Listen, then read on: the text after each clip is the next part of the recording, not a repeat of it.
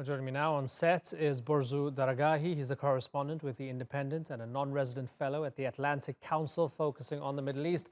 Mohammad Marandi is a professor at Tehran University. And in Washington, D.C. is Jim Phillips. He's a senior research fellow for Middle Eastern Affairs at the Heritage Foundation. Gentlemen, thanks for joining us. Borzou, those two oil tankers were attacked. Did Iran do it? I mean, we don't know with 100% certainty, but it's very likely. I mean, Iran has the means and the motive. There's still a lot of unanswered questions. If I was a government official, I would be looking into it. But as an analyst, looking at patterns throughout the region over the course of history and looking at the current situation in the Middle East with the Trump administration really backing Iran into a corner, it would make sense logically. Of course, we still have to wait to see what the investigation says, but very likely this was an attack perpetrated by Iran. Mohammad Marandi, Iran backed into a corner, so it finds a way to retaliate. Do you accept that? Well, the reality on the ground is that there is absolutely no evidence whatsoever to show that the attack was carried out by Iran. The first attack that we had about a month ago alongside Fujairah, the United Arab Emirates port, was carried out literally a day after Bolton claimed that the Israelis gave him intelligence that the Iranians were about to carry out some sort of attack, and then, which was very convenient. And then, in this case, the attack took place literally an hour or two before the Japanese Prime Minister was supposed to meet the leader, Ayatollah Khamenei, and both ships were linked to the Japanese. So that's pretty strange. I don't see why, when the leader himself said the relationship between the two countries is good, that such a thing would happen. And then also we have the inconsistencies in the American story. On the one hand, the Americans say that mines were used. They gave this very vague clip that doesn't really show anything. And then the owner of the ship says that mines were not used and that it came from the air. And then the Americans had this another version of the story where they said two Iranian ships were swiftly moving towards these ships before the explosion. But if a mine was attached to the ships, why would ships be moving towards them? And of course, the mine would be under the water, not above the water. Okay. So you're the U.S. hanging story a big question mark over this. is inconsistent. Okay. Jim Phillips, it's not just Mohammad Marandi saying this. As he quoted the Japanese owner of the ship saying the people on the boat believed that they were hit by flying objects. We've also got the German foreign minister saying, sure, there's a video, but the video is not enough. Do you accept that there's enough in there to be skeptical of the claims of Secretary Pompeo and others? Yeah, I would agree that the video by itself is not a smoking gun, but it's the handle of the gun is warm, and there could be other evidence out there. We'll see. The U.S. is declassifying other evidence that could be brought forward. But I think this is Iran reacting to the maximum pressure campaign of the Trump administration with a maximum blackmail campaign, not only on the oil front with these mysterious explosions, now 2 incidents off the shore of UAE. We have the continuous attacks on the Saudi East-West pipeline by Iran's allies or surrogates, the Houthi rebels. I think those are signals from Iran that if it can't get its oil out, that other countries are going to have trouble getting their oil out. And all of this noise on the oil front really masks, I think, what is the most important issue, which is the nuclear issue, now that Iran is ramping up its uranium enrichment program again. I think that's essentially nuclear blackmail, primarily focused on the EU. Just for a second, to what end? Does Iran actually want war, or is it just trying to keep America busy for a little while? What does it actually want out of this, if it's doing it?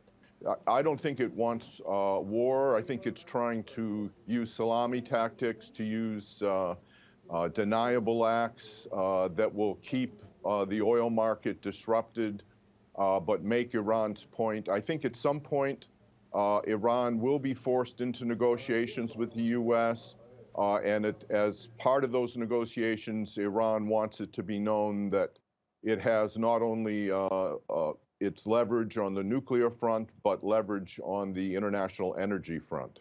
Borzou? I mean, I would just say that it sort of underscores, this whole thing underscores the incoherence and mendacity of the Trump administration vis-a-vis Iran. They promised that putting these maximum pressure sanctions on Iran would defang the tiger, so to speak, and get Iran into the negotiating room, and it would reduce Iran's ability to quote-unquote fund terror and so on. Meanwhile, in the same breath, they're saying, look at what Iran is doing. They're attacking these tankers. They're arming the Houthis. And in addition, Pompeo even accused Iran of being behind an attack in Afghanistan that the Taliban had claimed on U.S. soldiers. So on the one hand, they're saying that our strategy is working. On the other hand, they're not even able to convince their own NATO allies that they have of any of the veracity of their claims. Even the Europeans have doubts about the claims because they've been so dishonest about everything. And on the other hand, none of the things that they said that the maximum pressure would accomplish have been accomplished. Iran has gone from a certain level of nuclear enriched fuel to a higher level because of the maximum pressure campaign. It's actually the opposite of what the maximum pressure campaign was supposed to achieve. I would love to hear what Mr. Phillips has to say So about we that. have the Iranian Atomic Agency spokesman saying that the country will break its uranium stockpile limits set by the JCPOA, and within 10 days it's going to go and spin more uranium to get to another level. Doesn't mean there's a bomb or anything, but it's spinning more uranium. It's reactor-grade fuel. It's reactor-grade fuel. Mohammad Marandi, doesn't it make more sense that Iran is probably doing this because, if you look at the Trump administration, it quit the nuclear deal. It listed the Revolutionary Guards as a terrorist organization. It's squeezing the Iranians on all fronts, and the sanctions are crippling. Trump doesn't want any sort of decent relationship with the Iranians. So, you know the system better than we do. The Iranians are messing with the Americans for this moment in time. That makes sense, doesn't it? Well, again, we have to see who has the motive for violence and war. We know that Netanyahu, Mohammed bin Salman, Mohammed bin Zayed of the UAE, and Bolton and perhaps Pompeo are gunning for war. And we have their statements, we have their archive statements. So they're the ones who have the motive. And therefore, there's no reason not to believe that they weren't behind it. More importantly, I think it's important for your viewers to remember the 2003 presentation by Colin Powell in the UN Security Council, where he presented false information, fabricated information to justify a U.S. attack on Iraq. And we all knew even then that the United States was lying. And it turned out, obviously, that later on what we all knew was a fact. So the United States intelligence doesn't mean anything to many of us. And when they show footage or when they say our intelligence says this doesn't mean anything because we know what they've done in the past. So the motive, obviously, people like Netanyahu have a motive. The history of U.S. intelligence is, as I stated. So I don't think it's we should be so quick to go and accuse the Iranians. But I'd like to add one point, just one point. And that is that when it comes to blackmail that your American guest said, who is blackmailing who? The Americans are waging economic warfare, economic terrorism against the Iranian people. They're trying to strangle the Iranian economy. They're trying to make people suffer. And people have died as a result because of, for example, certain medicines have been unavailable, imported medicines, and that sort of thing for cancer patients. So and of course the Iranians, the reason why they're restarting part of the nuclear program is because the Iranians are the only party that are abiding by the nuclear deal. The United States and the Europeans are in complete violation of the deal. So how is Iran blackmailing the United States. It is the United States that is behaving like a godfather. Jim Phillips, you're never going to live 2003 down, and this is not the first time this has been brought up on this particular program, not only by Iranian guests, Russian guests, and others as well. Colin Powell had a slam dunk case, and sorry for you guys, but no amount of alleged evidence that you produce, we're always going to be reminded of the build-up to the Iraq war. So when Pompeo says there's no doubt and Adam Schiff says there's no doubt that the Iranians were behind it, do you accept that people like Mr. Marandi are going to turn back to the history books and say, well, we've seen this movie before and you lied, and you just want a pretext to war? Do you accept that? No, I don't accept that. I would remind Mr. Marandi that more than 3,000 chemical weapon shells were found in Iraq. Some of them were used by ISIS to set off chemical bombs. These were weapons that were built before the 1991 Gulf War, so the Bush administration did not make a big deal about finding them. But under the terms of the armistice that ended the 1991 Gulf War, Saddam Hussein was obliged to destroy those chemical weapons. He didn't do it. He also didn't destroy his missiles that had longer ranges than, I think it was 150 kilometers. I don't know if we want to go down this rabbit hole of whether there were actually weapons of mass destruction. Can we at least accept as a fundamental basis that there were no WMDs in Iraq? Even Bush himself admitted afterwards. There were chemical weapons in Iraq which would qualify as WMDs, but they not were to built the before extent the that was not to the extent that was expressed by the administration in the build-up to war. May I Let's be I would clear here. agree These are that like the- splitting that the hairs. I mean, there was also nuclear- chemical weapons found in Gaddafi's Libya that were supposed. He didn't even know about them himself. Right. So, Jim, there was no yellow cake uranium. It didn't happen. This is It was not splitting there. hairs. Nuclear and biological programs that the administration expected to be there were not there, but there were substantial chemical weapons and Okay, to the ballistic point, Jim. missiles To the which point, were Jim. considered Mohammad Marandi WMD. saying the Americans can't be trusted because we've seen this movie before. They lied to us in the past. They're doing the same with Iran. Address that directly. Well, I think that the Iranians are not exactly a paragon of truth when it comes to even talking about their own nuclear program. The need to build uranium enrichment facilities under mountains illegally without declaring them first. The nuclear archive, which showed that Iran had plans to build 5 nuclear weapons and test them. Iran still has not explained that. And by the way, it was required to come clean on its nuclear weapon program before the signing of the deal. The IAEA has recognized that it did not do that, and for that reason, it cannot give Iran a clean nuclear bill of health. So, you know, I think the Iranian government does not have a reputation for telling the truth when it comes to assassinating its own exiles in Europe, for example. Borzou Daragahi, is that a fair point, that the Iranians are also all smoke and mirrors? I think every single government in this part of the world deserves a lot of scrutiny and is, you know, full of mendacity and dishonesty and recklessness. So, I mean, I wouldn't put the Iranians on any kind of pedestal. I wouldn't put the Saudis on any kind of pedestal.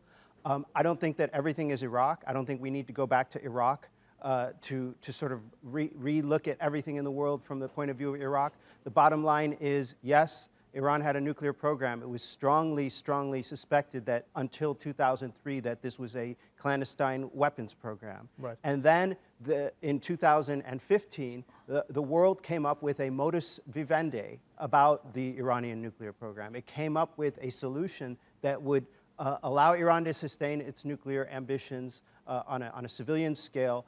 And then the Trump administration torpedoed that deal.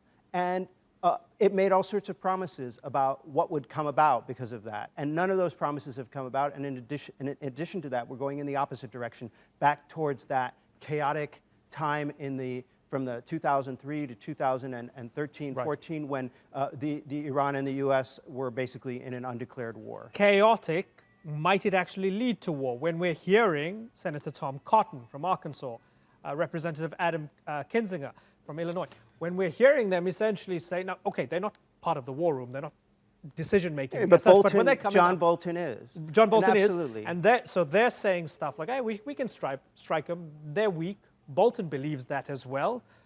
Does that mean that this administration truly, deep down, is considering going to war with Iran? I'm sure that they are considering it, but I don't think that Trump wants it. To him, it's a domestic thing. It's a way for him to get people like the Heritage Foundation to support him. It's a way for him to get donations and various types of political support by being tough on Iran. But I don't think an actual war would benefit him politically. He knows that. It's not one of his goals is to have a war with Iran, but could the United States and Iran stumble accidentally into a war? Absolutely. Mohammad Marandi, are the Iranians seeing this and these comments from the US administration, never mind the aircraft carriers on your doorstep and so on, with the comments over the past few days, are they considering these as potential declarations of war? Well, first let me respond to a couple of points, and then I'll get to that very quickly. One is that the Iranian nuclear program, there's never been any proof to show that at any point it had a weapons dimension, and the IAEA says that clearly. Anyone can go to the IAEA website and find that information. Those are American accusations. There's never been any evidence, and the IAEA has declared repeatedly that Iran's nuclear program is the most open and the most accessible in the whole world as we speak. So this whole story about 5 nuclear weapons, that's just fabricated information. Anyone can check on the website. 2, the point to make that countries in this region, many of their actions are questionable. I would say the most questionable are Western countries. The United States, Iran has not destroyed Libya. Iran has not destroyed Syria with extremists. Iran did not destroy Afghanistan. Okay. Iran did not invade Iraq. Iran is not making the people in Mr. Yemen. Marandi, the point that was made was that everybody's Venezuela. terrible. So everybody's terrible. That was the point that was being made. I'm saying that the real terror is those who are threatening other countries like the United States, which is imposing war on ordinary Iranians. But to get back to the point that you made, no, I don't think the Iranians feel that any sane person in the United States is after war, because I think the Americans know quite well that the Persian Gulf region is very vulnerable. The oil and gas assets and installations in the Persian Gulf region, as well as the ships and the tankers, they will be destroyed in any war. And it's not, the Strait of Hormuz would be a sideshow. So you would have the assets destroyed, especially any country that aids the United States in attacking Iran. Everything that they have would be a legitimate target. So you would have basically 20 million barrels of oil and a lot of gas off the market for a very long period of time. Saudi Arabia and the Emirates would not last long. They are completely dependent. But certainly every single war is terrible and then has you'd terrible, have millions of people moving to Europe. Certainly. But every single war is terrible and has terrible consequences. That doesn't mean that countries haven't been sleepwalking into these over the preceding That is not impossible. years and decades. But what I'm saying is that there are people in the United States who are sane enough to recognize that. Jim Phillips, Senator Tom Cotton, and this was, I mean, this statement really jumped out at me because he's a member of the Senate Armed Services Committee, and that adds a certain weight to what he said. When he told CBS, and I'm going to quote him here, these unprovoked attacks on commercial shipping warrant a retaliatory military strike against the Islamic Republic of Iran. Is Senator Cotton naive, or do you agree with him? Well, I don't think he's naive. He graduated from Harvard and spent a lot of time in the Middle East. I think he's stating a position that attacking international shipping is a threat to international security, and that could warrant in the future some kind of military response, just as Iran's tanker war in the 1980s warranted an international response by the U.S. and other allies in reflagging Kuwaiti tankers and escorting them through. But I'll say this, I don't recall any Americans chanting for death to Iran like occurs on a a daily basis, encouraged by the regime. So I don't see the U.S. spoiling Weekly, for allegedly. a war with Iran. Okay. The United States has threatened to destroy Iran. The U.S. president has threatened to end Iran. So I think your guess should go and check his president's Twitter account, because he's speaking nonsense, obviously. And you should see what he said in that statement. Who has the motive for violence. Those who are making these statements, those who are using these attacks, whoever carried them out, are using these as a pretext to advocate violence. So that, in fact, what he is doing is he's showing who has the motive to actually carry out these attacks. Gentlemen. It's the United States or its allies. Gentlemen, good to talk to all of you. I've got to wrap. I thank you very much. Borzou, Mohammed, and Jim, thanks again.